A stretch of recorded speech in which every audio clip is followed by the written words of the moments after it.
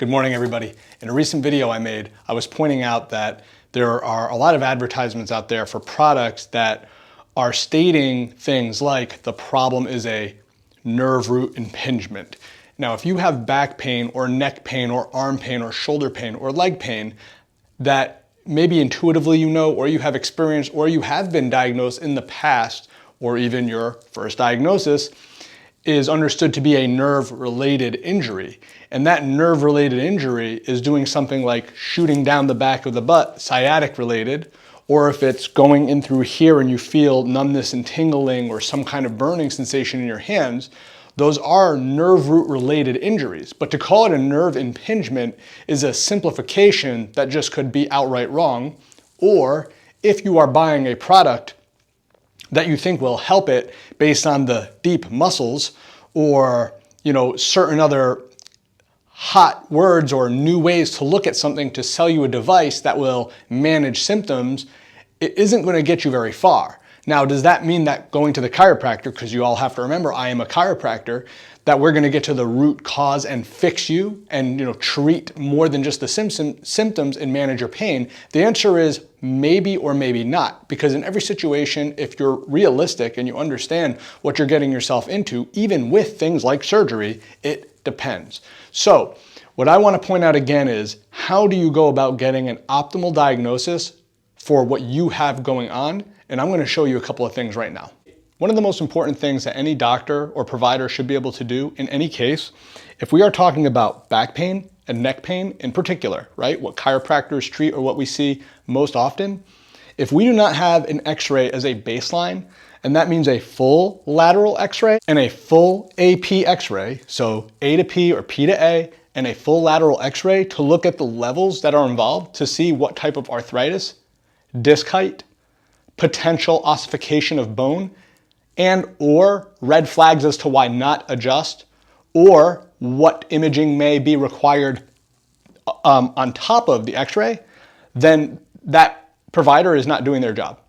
And that's simply not going to get you the root cause diagnosis that you seek. Now let's start thinking beyond the x-ray and beyond me saying let's get to the diagnosis. Let's think about things like functional movement tests and functional movement screening. Oftentimes people will do a very baseline screening to diagnose the nerve root level that's involved as well. But let's assume that you are not in the position to jump right into surgery, or that you don't want to go to intensive, expensive management and physical therapy or chiropractic sessions time after time. You have to be able to get to a provider who's able to see flexion or extension tolerance tests along with various tasks, so that you can then begin to create a actual progressive rehabilitative or progressive home exercise.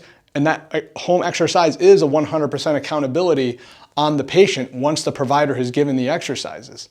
And then being able to start figuring out the direction that you are supposed to move and that comfort level as you progress through it to become tolerant. The last thing that I'm going to say right now when it comes to management of these symptoms and actually treating the underlying cause, which can absolutely happen with manual therapy and a dose response, time, repetition kind of management, is that say you do find a chiropractor who's done a good job and they diagnose you. Say you find a good physical therapist, they've done a good job and they've diagnosed you. An orthopedic specialist, whatever. I'm not going to keep rattling off professions. But what you have to understand is, say you have something that works early on, the worst thing you can do as a patient is go back to the provider and begin to experience the same thing over and over again and expect the different result. And what I mean by that isn't just the definition of insanity, and it's more along the lines of something I educate my patients about, which is called the principle of diminishing returns.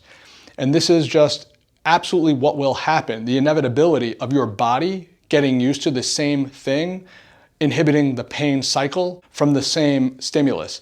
That's why I talk about in my office a lot what we call combinations and patterns. Your body, through the nervous system, has a prioritization of healing per region that someone is working in, per the type of adjustment and or therapy that was administered that day, that week, that month. And based on the type of passive therapy that you do, and then the active therapy to rehab it, you know what I mean? Long term, that matters. So I want you to remember that, and I want you to make sure that when you're consulting your physician or your professional about the actual diagnosis and the expected outcome that you have or that they have together, okay, that's the shared accountability, then you can definitely come up with a plan and then begin to understand that just because something worked really well once, that can't be the expectation for that to continue to work and make you better over and over again. It's about doing things that will maybe go from, okay, great, increased range of motion and more instability, so to speak, meaning flexibility, that then lead to more things that are active related, leading to stability and long-term management of that being able to compress and being able to stay in motion and not have to always be concerned with what passive modality you'll get to make you better. Again, principle of diminishing return. And of course, at this point, I wouldn't be doing my job if I didn't say thank you for tuning in. If you like the channel, please make sure you subscribe, comment on anything, reach out to us for anything. We'll always be accessible one way or another and hope that we can do our best to answer all of your questions and point you in the right direction. Thank you.